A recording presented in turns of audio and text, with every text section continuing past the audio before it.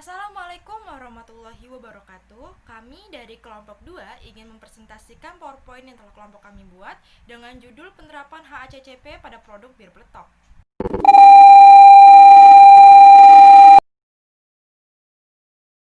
Syukur kepada Tuhan Yang Maha Esa karena atas berkat dan rahmatnya penulis mengampu menyelesaikan PowerPoint PPT yang penulis susun dalam rangka memenuhi tugas mata kuliah Hygiene and Sanitation dengan judul penerapan HACC pada produk bir peletok. PowerPoint ini disusun dengan mengacu pada beberapa sumber bacaan dan akses internet. Tulisan ini sebagian besar hanyalah kutipan-kutipan dari beberapa sumber sebagaimana yang tercantum dalam terdaftar pustaka.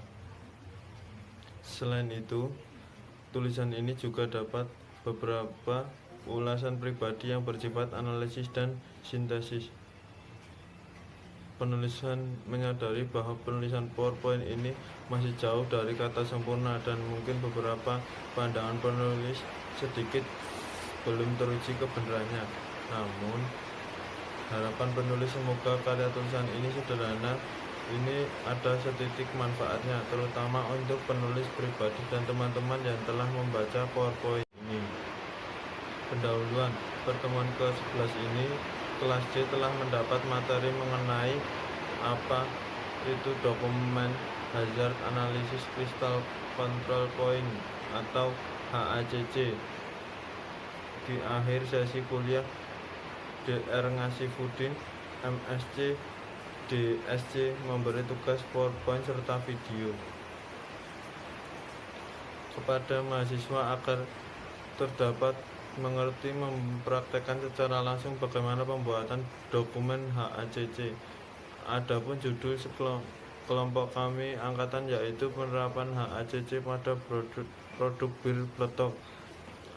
Alasan kami mengambil judul tersebut karena bir peletok adalah salah satu minuman tradisi khas Jakarta yang masih jarang diketahui oleh masyarakat.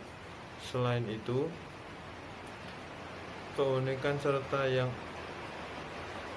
khas rasanya juga membuat kami tertarik untuk mengali lebih jauh bagaimana bahan baku serta proses pembuatan bir peletok itu sendiri. Deskripsi produk. Bir peletok merupakan salah satu minuman tradisional khas Betawi yang berbahan dasar dari berbagai rempah. Bir peletok memiliki rasa yang terbilang unik, yaitu terpadu antara manis, hangat, dan sedikit pedas. Selain itu, bir peletok ini juga memiliki aroma yang wangi. Minuman ini terbuat dari jahe, lada, biji pala, cengkeh, serai, kapulaga, kayu manis, kayu secang, daun pandan, daun jeruk, gula pasir, dan air. Minuman ini diolah dengan cara direbus dan disaring. Minuman ini bisa disajikan dalam keadaan dingin maupun panas. Bir peletok ini bertahan selama 3 bulan dengan suhu ruang kisaran 18 sampai 20 Celcius. Deskripsi produk. Nama bir peletok. Komposisi produk: jahe, lada, biji pala cengkeh, serai, kapulaga, kayu manis, kayu secang, daun pandan, daun jeruk, gula pasir, dan air. Karakteristik produk: minum yang terbuat dari berbagai macam rempah dan dapat menghangatkan tubuh dan memiliki aroma yang unik. Metode pengawet. Metode yang digunakan untuk pengawet yakni dengan cara melakukan perebusan selama 12 jam. Kemasan utama dan pelindung. Kemasan yang digunakan bir peletok diusahakan menggunakan botol kaca. Hal ini dikarenakan menggunakan botol plastik dianggap dapat mengurangi cita rasa dari bir peletok itu sendiri. Kondisi penyimpanan: bir peletok dapat disimpan di suhu ruang kisaran 18 Celcius sampai 20 Celcius. Di sini saya akan melanjutkan penjelasan mengenai deskripsi produk yang telah dilakukan oleh Andrian Mancini sebelumnya. 1. Metode distribusi. Metode distribusi yang dilakukan oleh pabrik bir peletok menggunakan metode distribusi selektif. Hal ini ini dikarenakan pabrik tersebut hanya menyalurkan produk-produknya ke beberapa tempat yang sekiranya memenuhi kriteria. 2. Waktu kadaluarsa. Bir peletok dapat bertahan selama 3 bulan lamanya. Hal ini dikarenakan adanya proses perebusan dan penyaringan yang cukup lama. 3. Label khusus. Label khusus yang digunakan untuk produk bir peletok itu sendiri menggunakan stiker yang tertempel pada bagian depan kemasan. 4. Petunjuk pemakaian. Tidak dijelaskan secara rinci mengenai petunjuk pemakaian ini karena pada dasarnya bir peletok dapat diminum. Di slide selanjutnya saya akan menjelaskan mengenai identitas target pembeli. Bir peletok dapat dikonsumsi oleh segala kalangan usia, baik itu anak-anak maupun orang lanjut usia. Bir peletok juga aman digunakan oleh wanita hamil, oleh kelompok orang yang alergi, dan kelompok orang yang sakit. Hal ini dikarenakan mengingat bahan baku dari bir peletok itu sendiri menggunakan rempah-rempah yang baik untuk tubuh. Pada slide ini saya akan menjelaskan mengenai diagram alir proses pembuatan. Dapat dilihat pada PowerPoint, bahan utamanya adalah jahe, lada, biji pala, kapulaga, dan serai.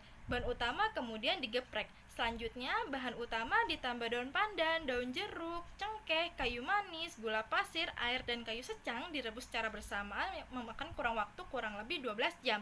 Selanjutnya, bahan-bahan tersebut disaring selama 8 jam. Kemudian memasuki tahap akhir yaitu proses pengemasan. Selanjutnya, saya akan menjelaskan mengenai identifikasi HACCP pada bahan baku. Bahan baku yang pertama adalah jahe, bahayanya adalah mikrobiologi, jenis bahayanya mudah busuk dan mudah berjamur, penyebabnya adalah bakteri, tindakan pengendalian simpan di tempat yang kering.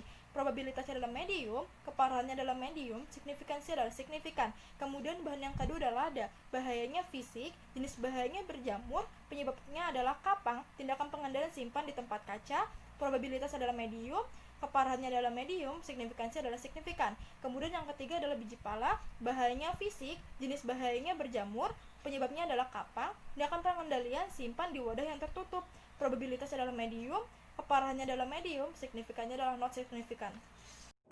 Halo, saya di sini saya Ramadan dan menyambung mengenai identifikasi HCP bahan baku seperti yang sudah disampaikan Ara tadi, dan saya menyampaikan bahan yang nomor 4 yaitu kapulaga. Bahayanya itu M, jenis bahayanya berjamur, dan penyebabnya itu kapang. Tindakan pengendaliannya simpan di tempat yang tertutup.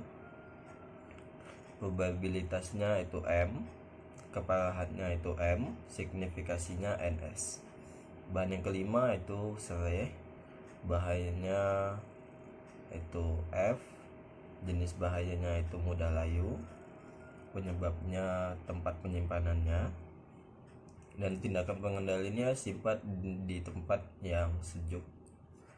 Probabilitasnya itu M, keparahannya itu M, dan signifikasinya itu S.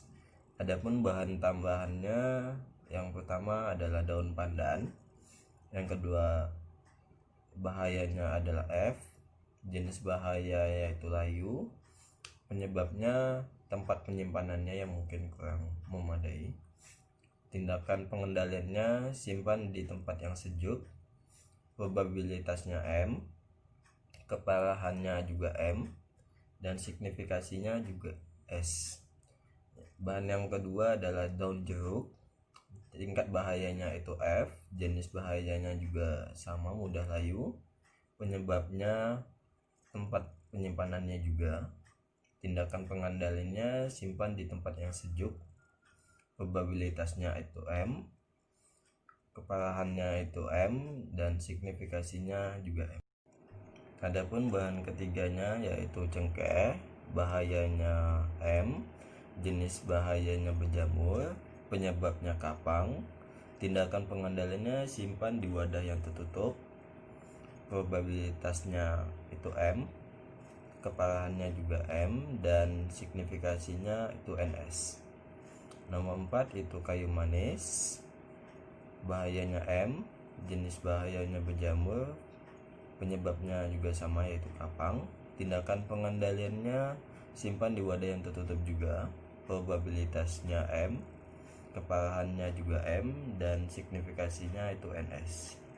Dan bahan yang kelima yaitu kayu secang, bahayanya itu M, jenis bahayanya berjamur, dan penyebabnya kapang juga.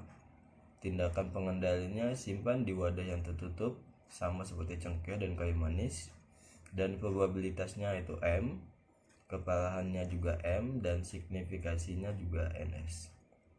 Dan bahan yang keenam yaitu air, bahayanya itu K, jenis bahayanya kaporit, mungkin lumayan bahaya itu, dan penyebabnya itu E. coli. Pengendaliannya itu rebusan harus di atas dari 100 derajat Celcius, probabilitasnya yaitu H, dan keparahannya yaitu H, lumayan tinggi, dan signifikasinya yaitu S. Bahan yang ketujuh adalah gula pasir, bahan yang bahayanya yaitu F, jenis bahayanya mudah meleleh, penyebabnya suhu panas, karena kalau sudah suhunya panas yang gula cepat. Tindakan pengendaliannya simpan di tempat di suhu ruangan supaya tidak terlalu panas. Probabilitasnya itu high, keparahannya itu M, dan signifikasinya itu NS. Dan di slide ini saya akan menjelaskan tentang identifikasi HCCP proses pembuatannya. Yang pertama itu digeprekkan. Proses yang pertama digeprek, yang tingkat bahayanya itu F, jenis bahayanya rasa bahan akan berbeda dari biasanya, jadi ada sedikit flavor yang cukup menambah di sana. Penyebabnya peralatan tidak bersih karena penggunaan sebelumnya, mungkin pisaunya atau pancinya sudah digunakan untuk bahan yang lain, terus ya begitu.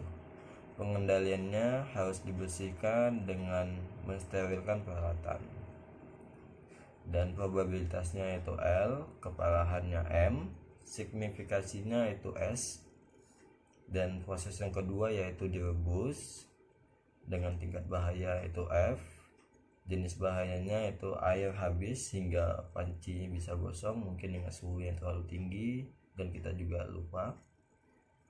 Penyebabnya perhatikan waktu dalam perebusan. Pengendaliannya perhatikan suhu dan waktu merebus. Probabilitasnya itu L, keparahannya itu M, dan signifikasinya itu NS.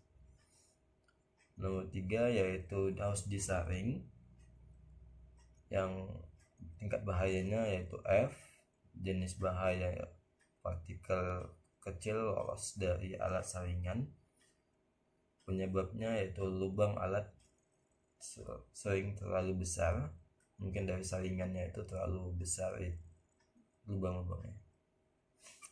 Yang pengendaliannya menggunakan saringan dengan lubang yang lebih kecil, probabilitasnya itu L, keparahannya itu M, dan signifikasinya itu.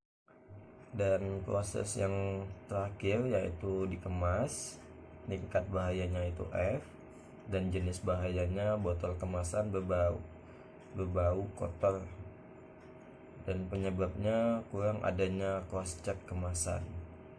Dan pengendaliannya membersihkan dan mengecek kemasan terlebih dahulu. Probabilitasnya L, keparahannya itu M, dan signifikasinya itu NS. Oke, sekian dari saya, akan dilanjutkan oleh Brunadita. Titik kendali kritis dalam pembuatan bir peletok. Ada beberapa tahapan proses, yakni pengebrekan, perebusan, penyaringan, dan pengemasan. Batas kritis dalam pengebrekan yakni pastikan peralatan yang digunakan dalam keadaan bersih dan kering. Apabila dalam keadaan basah maupun ada kotoran, tentunya akan mengurangi kualitas yang dihasilkan. Tahapan yang kedua yakni perebusan. Perebusan rempah-rempah bir peletok harus dilakukan selama 12 jam. Tahap yang ketiga yakni penyaringan. Penyaringan harus dilakukan selama 8 jam penyaringan agar menghasilkan sari-sari rempah bir peletok yang berkualitas tinggi. Dan yang terakhir adalah tahap proses pengemasan. Pengemasan harus dikemas dalam kemasan yang memiliki keadaan bersih dan steril. Apabila dalam keadaan bersih dan steril, tentunya akan meningkatkan minat bagi konsumen. Penentuan batas kritis. Ada beberapa tahapan proses, yakni proses pencucian bahan. Kemudian kritisnya yakni bentuk air yang sama dan juga bentuk bahan minuman. Tahap yang kedua yakni pemasakan dan pengolahan. Kemudian kritisnya yakni warna bahan dan juga bentuk bahan. Tentunya dalam hal ini selama proses pengolahan bir peletok akan membuat perubahan. Tahap yang ketiga yakni penambahan air. Kemudian kritisnya yakni pH produk asli air. Tentunya sebelum dimasak dan sudah dimasak maka air rempah yang dihasilkan akan memiliki warna yang berbeda. Tahapan yang terakhir yakni deteksi logam. Kemudian kritisnya yakni aktivitas sensitivitas detektor yang menyebabkan apabila terlalu lama diproses maka akan menghasilkan kualitas yang buruk juga. Kesimpulan dalam PPT ini ada beberapa, yakni bir peletok adalah minuman khas Betawi yang dibuat dari campuran rempah tradisional seperti jahe, lada, kapulaga, pandan wangi, cengkeh, dan lain-lain. Bir peletok tidak mengandung alkohol. Minuman ini sering berkhasiat dalam memperlancar peredaran darah dan juga sebagai penghangat tubuh. Meskipun bir peletok memiliki beberapa bahaya, namun jika dikonsumsi secara tepat juga tidak akan berpengaruh. Kesimpulan yang kedua yakni, dalam proses pembuatan minuman bir peletok biasanya masih menggunakan sistem home industry atau industri rumah tangga, karena biasanya bahan dalam bir peletok mudah didapatkan dan harganya terjangkau. Kesimpulan yang ketiga yakni bir peletok mampu menjadi minuman tradisional yang menjadi warisan budaya daerah Betawi maupun untuk Indonesia. Saran dalam bir peletok yakni dalam proses pengemasan bir peletok diharapkan mampu membuat wadah yang ramah lingkungan. Selain itu, diharapkan juga sebuah produksi bir peletok dapat membuat suatu bentuk pupuk yang siap seduh. Saran yang ketiga yakni melakukan lebih banyak kajian atau penelitian tentang unsur dalam bir peletok yang dapat menjadi konsumsi minuman alkohol drink sehingga lebih dikenal oleh semua kalangan.